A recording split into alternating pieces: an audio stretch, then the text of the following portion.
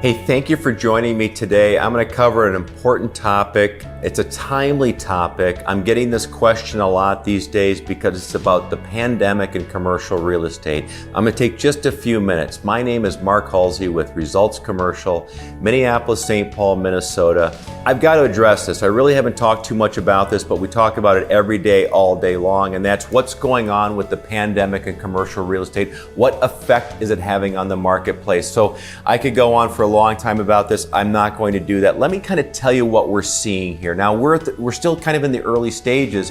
This started in March. Here we are in November. And I say early stages because we're going to be feeling the effects of this in commercial real estate for some time to come. All through 2021, I expect 2022, and probably even into 2023. So you guys know what's going on right now. These are tough times.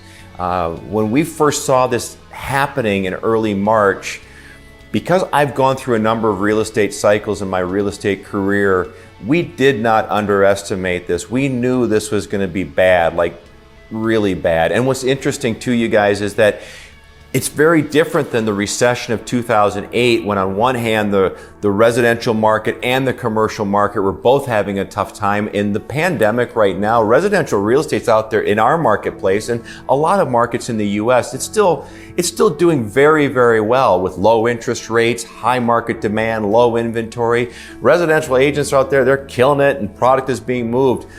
Commercial real estate is very different this time around. The cliche in our industry is always commercial follows residential, but that's not the case. We're on two separate paths right now. So we know what's going on. We've got lockdowns going on. We've got businesses going bankrupt. We got tenants not able to pay some of their rents. We've got landlords not able to pay some of their mortgages. This is a bad situation. It's a powerfully bad situation. But what does it mean and where is it going? I don't think we all fully understand the scope of this yet. Here's what we do know. We do know that right now banks have been very willing to work with the borrowers to say, we understand these are unique, once in a lifetime challenging times, and we're going to work with you. In fact, when we have default situations with borrowers, with their lenders, those are actually called workouts. And the lender tries to work out with the borrower to see what they can make for arrangements so they don't have to go into foreclosure.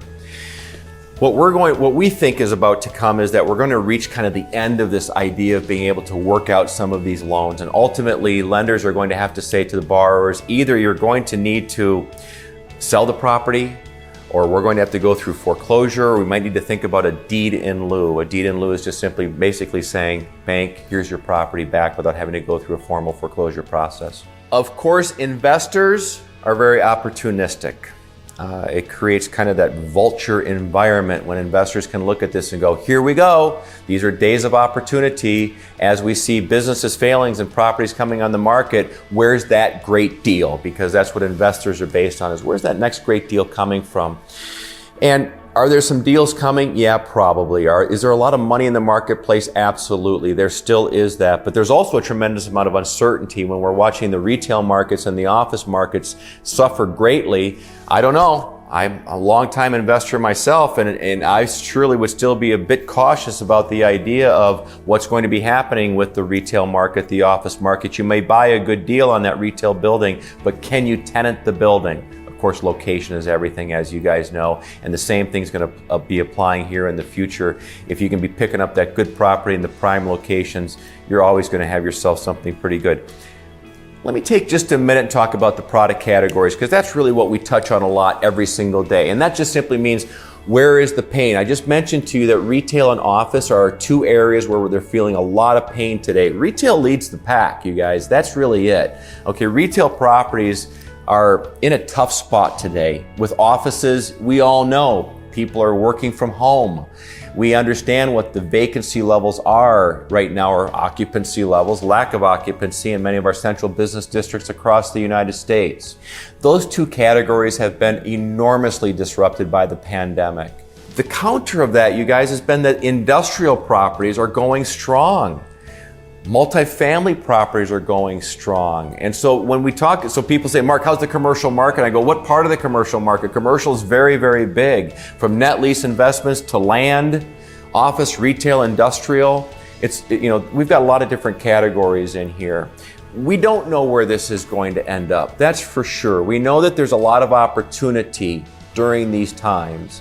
My heart goes out to the entrepreneur because I don't think it's just absolutely painful as we watch these lockdowns have the effect upon bankrupting businesses and inability to pay rents and ultimately losing buildings. That's the part that really personally gets me as a lifelong entrepreneur. But I just want to touch on this because this is ever evolving. In fact, right now, our marketplace, Minneapolis, as we're toward the end of 2020 right now, we just went into another kind of shutting down of restaurants and bars and gyms. And what does it mean? It means that we're going to see more businesses failing, which ultimately means more properties going back on to the bank, going back into the marketplace until we can get back into a stable market probably a few years from now.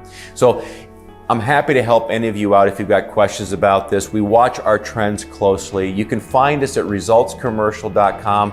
Follow us on our social media. We're all about real estate investing and commercial investment brokerage. So I hope you'll follow us. I hope you'll subscribe to our channel. And if there's anything we can help you with, please reach out to me anytime. Thank you so much.